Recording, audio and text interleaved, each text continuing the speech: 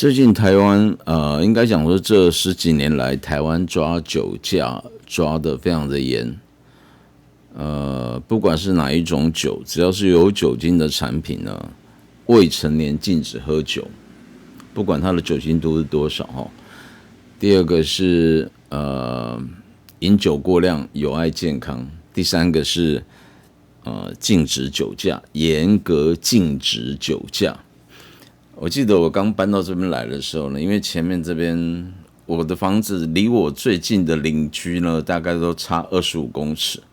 所以他跟我讲2件事情。第一件事情是，你在晚上这边可以弄家庭剧院，虽然我这边没有了，我的电视坏掉了，让我觉得有点烦。到底要不要去买一台，还是我现在没什么钱去买电视，还是就这样放着？反正放着就习惯了，没有看电视就看 YouTube。这不是重点哦，就是他是说我大声的，反正唱卡拉 OK 啊，或者是看就是影音效果什么的，不会影响到别人，真的是不会影响到别人，因为25公尺嘛，很远。第二个是呢，他说虽然这附近很安静，前面这边这个路又是省道，他说晚上很安静啊，白天很吵哦。他说你既然是弄酒的，因为我那时候来的时候，我跟他讲我弄的是跟酒有关的东西。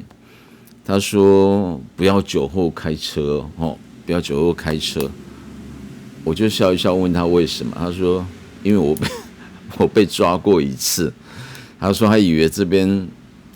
到宜兰市那边沿途就乌漆嘛黑的，都乡间小路，所以他曾经因为喝完酒，在这附近吃完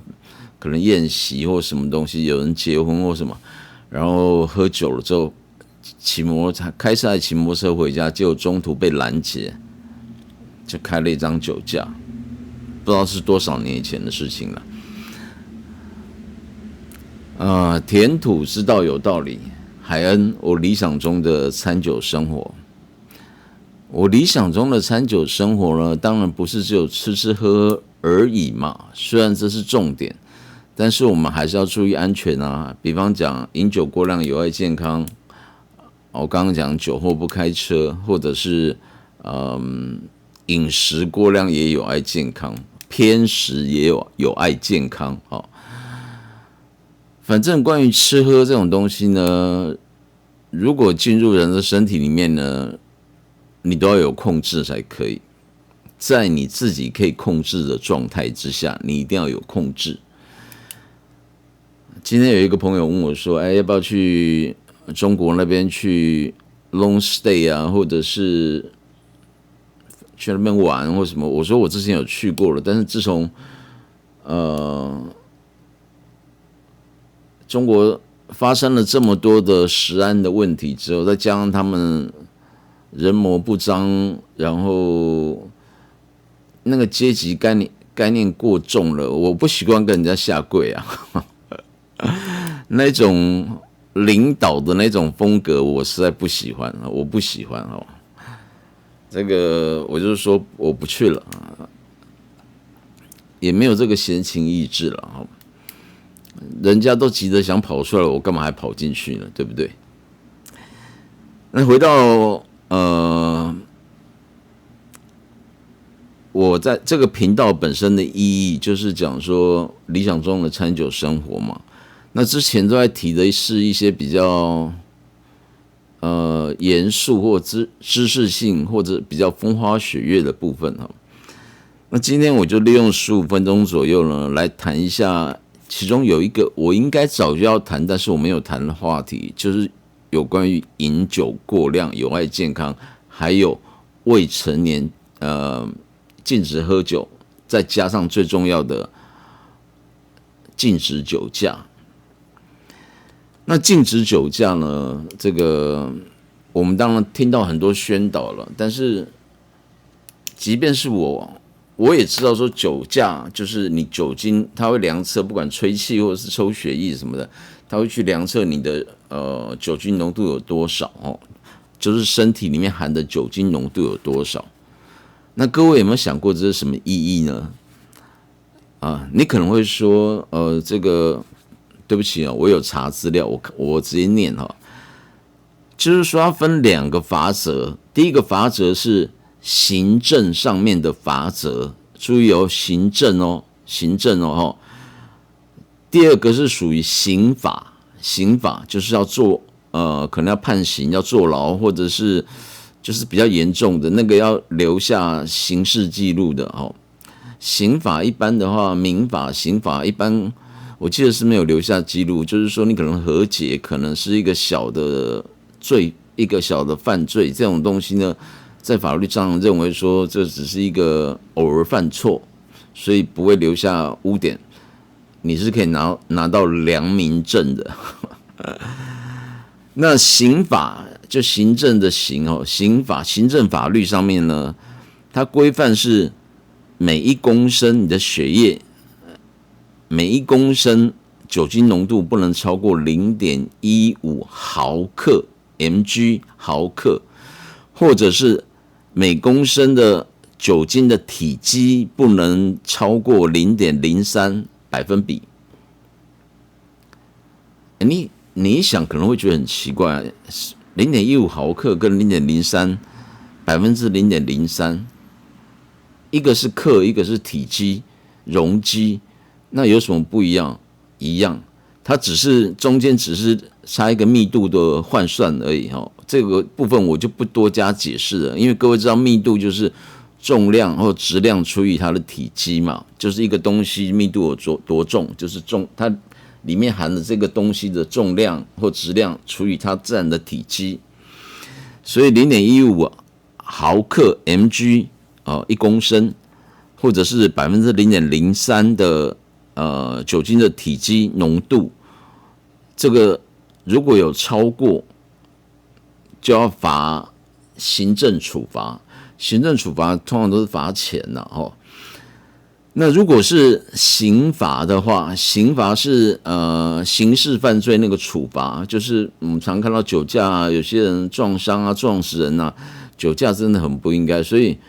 我个人良好的记录是我没有酒驾过，所以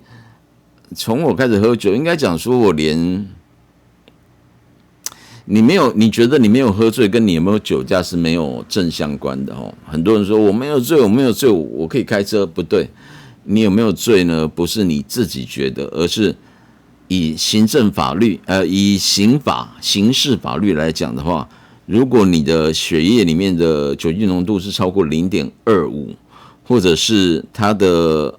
浓度是酒精浓度是 0.05 百分比，0.05 0.25 毫克，或者是 0.05 百分比那你要受到的这个刑事处罚，就是至少是我忘记至少最多就是2年，或者是20万，或20万。当你如果拒绝，像吴宗宪啊，之前拒绝那个酒测那样，他还有别的方法可以处理哦。台湾在这方面会越来越严格，我是蛮赞成的，因为酒醉啊，或者是像我自己有在开车，不要讲酒醉了，就是说如果你很疲倦开车，一定要很疲劳的时候，都会影响到你的反应。这个跟你的车子是不是有安全保护没有关系，因为它要保护的不是只有你而已，还要保护了就是车子外面的这些行人所以真的酒后不能开车然后其实各位可能不晓得说，在台湾的法律里面还有一个是所谓的醉态，喝醉的状态，就是说你可能满足，你可能没有违反行政上的法律，行政上的处罚，你也没有违反这个刑事犯罪的处罚，但是你有醉态怎么办？有些人就比较容易喝醉啊。什么叫醉态呢？就是说你喝进去的酒精呢，虽然没有那么多，没有不管行政法律或者是刑事法律没有那么多，可是因为这个有些人天生就容易喝醉，他很容易喝醉，意思是什么？意思是很容易就吸收酒精进入体内，然后影响到他的平衡感，醉态可掬啊。我们常常讲说这个人喝完脸红红的醉态可掬，讲话开始有点胡言乱语啊。真的有这样的，我有朋友就是我高中时候有一个朋友就是毕业旅行的时候啊，未成年禁止喝酒。我那个时候是40几年前的事情了。那时候我们高中毕业旅行，在一个饭店吃饭的时候呢，因为已经是有些同学已经超过18了啦，所以那时候有开啤酒来喝，但是那是偷偷的喝，在房间里面偷偷的喝，就好像那个年纪人会偷偷的抽烟一样。但他喝了一口之后呢，我们大家喝一口可能2口可能脸就红红的，他喝一口是脸全部涨红之后呢，一口而已，一口啤酒而已，然后倒在那边就睡到第二天早上起来脸都还是红的，很奇怪。最后大家是把他抬上车子，他只有喝一口啤酒而已。所以喝酒的酒醉呢，其实很多因素吧，就除了酒精本身的因素之外，还有人体你可能缺乏某些可以分解这个醇类的物质，然后甚至醇转成醛啊，醛是对身体不好的嘛。所以如果是你不能喝酒的人，真的就不要勉强啊，你可能起酒疹，或者是说可能身体会不舒服。我另外有一个朋友是更好玩。也不是好玩一个知名的文艺界的人士，我常到他家去吃饭。以前他是喝红酒可以，但是他不能够喝葡萄白酒。葡萄红酒 OK， 但是不能喝葡萄白酒。我说为什么？他说一喝葡萄白酒他就会醉。我说不都是一样，都是葡萄酒吗？为什么你葡萄白酒就会醉？他说他就会喝醉。真的，就喝几口之后，他就开始人不行了。可是如果喝红酒，他就可以喝很长的时间，没有问题。这个人类未解之谜啊，人的身体构造真的很奇妙。所以到他家呢，基本上都是红酒为主，白酒基本上他都不碰。香槟我不晓得有没有，香槟基本上也是属于白酒啦。其实白酒的范畴很广哦，从气泡白酒就是香槟哦，那香槟那种气泡白酒又分很多个种类嘛，香槟啊、下马草法啊，或者是加自然添加气泡在里面的啊，都有。这个在这样等级的酒呢，在清酒里面也有哦。那不然的话就单纯的白酒，没有入过橡木桶的，单纯用这个钢的那个钢制的发酵槽，就是钢铁那种发酵槽去温控去发酵的早期，或者是甚至有放到这个水泥槽啊，或者是放到也有放到橡木桶里面去发酵的。然后有些白葡萄酒在发酵完之后也会入橡木桶的。那这个比较少见，大部分是在 Burgundy 那边等级比较高的。但是入桶与否呢，到底是好或不好，这以后我再开专题来讲，因为这个要连着红酒一起来讲，这边我就不提了。因为我这一则其实最主要是要提的是有关于这个酒驾的问题啊，但是也不会这么无聊了，因为现在快要14分钟了，我讲过我15分钟左右要结束嘛。我回过头来做一个结论，就是说，我们刚刚讲的，不论是 0.15 毫克或者 0.03 浓度，或是 0.25 毫克 0.05 的5%的浓度，这些指的单纯的都是指酒精的在我们用标准化用1公升的状况底下去计算出来的，所以它代表了其实是酒精本身的多寡。请注意哦，它虽然是浓度的表示，但是它其实更强调的是酒精浓度的多寡。也就是说，你今天呢，什么叫浓度？你今天拿了一瓶这个whisky， 你没有喝的时候呢，它浓度可能40%，你喝掉一些呢，它浓度还是40%。你喝的时候不会只把酒精喝掉，而是喝掉整瓶酒的一部分。那整瓶酒去掉一部分呢，所谓的浓度指的是剩下这边的浓度一样是40%。所以，因为你喝酒是用物理性的喝法，就是嘴巴喝嘛，你了不起拿一个吸管喝好不好？但是这样的喝法呢，不会影响到这个酒精在这里面的浓度的表现。反过来讲呢，如果你进到你的胃里面之后，有些人讲说，我喝了很多酒精之后，我赶快喝水加进去，然后让你的酒精浓度能够稍微降低，那是不可能的，短时间之内是不可能的。为什么？你要降低，除非把酒精给排出体外。我讲的是单纯的酒精哦，不是那个浓度的问题哦。那些东西是需要分解的，需要肝脏去做分解的，所以你现在喝下去，顶多你的胃里面呢，胃里面假定还没有分解的话，还在胃里面的，喝了一瓶这个，又喝了这一瓶这个呢，你等于是把2瓶倒在里面。当然，在胃里面的酒精浓度是变少的，但是酒精有没有变少？没有变少，那克数没有变少，只是它浓度变少而已。更何况你又不是这样2瓶倒着一起喝的，不是嘛？所以你如果已经下去了之后，你再喝，有些酒精浓度都已经经过血液这个散布到你身体四周了，甚至你的肝脏都还没有把它分解完。这个时候量测出来，为什么抽血、为什么呼气会有酒精，就是因为它已经融入你的身体里面了。没有哪一个国家在量这个所谓的酒测是伸一个那个胃管到你的胃里面去量你的胃里面的酒精浓度。那你如果是这种量法的话，你喝水就有用，不然的话是根本没有用的哈。最重要的就是酒后不开车了哈。然后属于酒精浓度，其实还可以扩展的，就是糖分啊、酸度啊，或是里面的一些什么氨基酸度啊，氨基酸度就比较葡萄酒比较没有这个酸度和糖度啊，这些东西呢，其实跟酒精度是一样的意思，它就是这一瓶里面含有多少克的糖，含有多少克的综合性的这个酸性的物质哦，就是这些东西呢，可以随着水越加越多，然后让它浓度越来越稀释。但是呢，如果是在一瓶里面，他讲说有多少的话呢，这些东西就是固定的。以物理方式就是直接喝了哦，它是不会消除的。但是以化学的方式是可以让这个物质做变化的，浓度会做变化的。各位请记住，这个浓度的意思就是多少克，然后里面有多少水，里面有多少克。所以当我加热的时候，热胀冷缩这个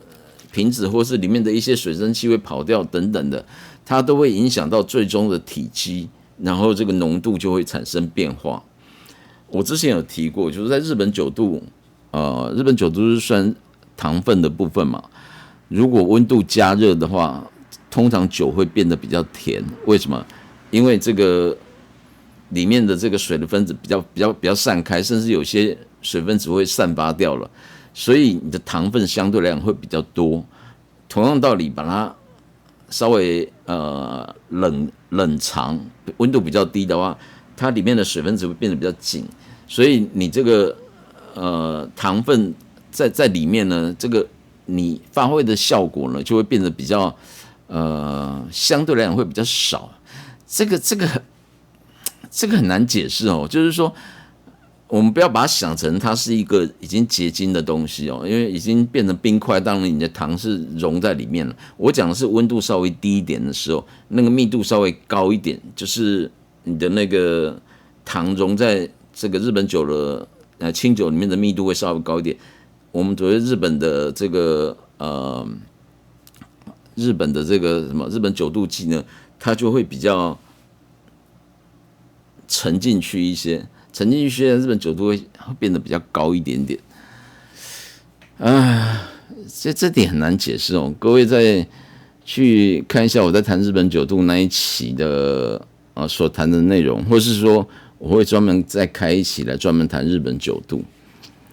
总而言之，我们回到葡萄酒这边来看呢，就是酒精浓度这个部分呢，喝水是没有用的，基本上只要记住一句话：酒后不开车，开车不喝酒，这样就好了。好，这一期就到此结束，拜拜。填土之道有道理，海恩，